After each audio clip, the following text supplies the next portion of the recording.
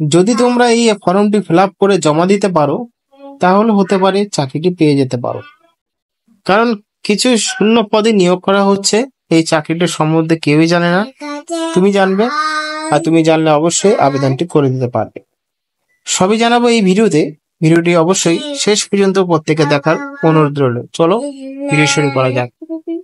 যদি দেখো আবেদন করার জন্য ইন্টারভিউ হচ্ছে, তাহলে অবশ্যই কিছু কথা না বলে আবেদনটি করে দেবে।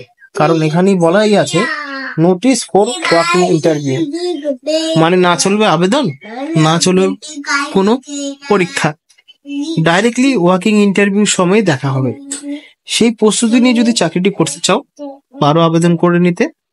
আবেদন করার জন্য শুধুমাত্র সমস্ত কিছু জেরক্স নথিপত্র নিয়ে যেতে হবে যেদিন ইন্টারভিউ হবে।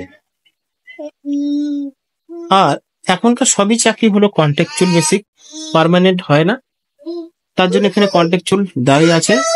কিন্তু রিক্রুটমেন্টটা করা হচ্ছে এসডিও অফিসে। তো সে কথা মাথায় রেখে এসডিও অফিসে যদি চাকরি করতে চাও তোমরা, অবশ্যই তোমাদের জন্য এই চাকরিটি।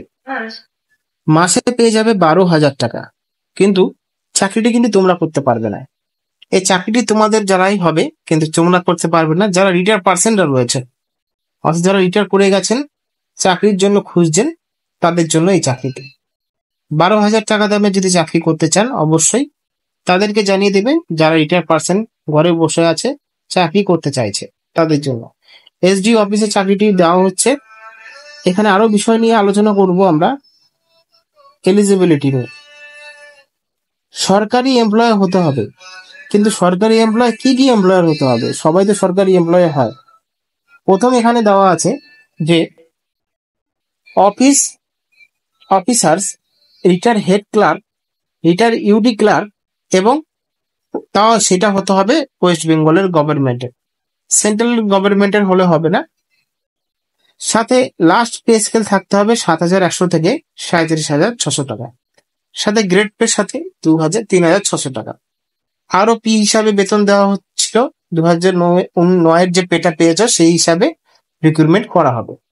বয়স 64 বছরের মধ্যে হতে হবে। 64 বছরের উপরে হলে হবে না, 64 বছরের মধ্যে হতে হবে। সেই বয়সটি ক্যালকুলেশন করা হবে 30 এপ্রিল 2025 মধ্যে।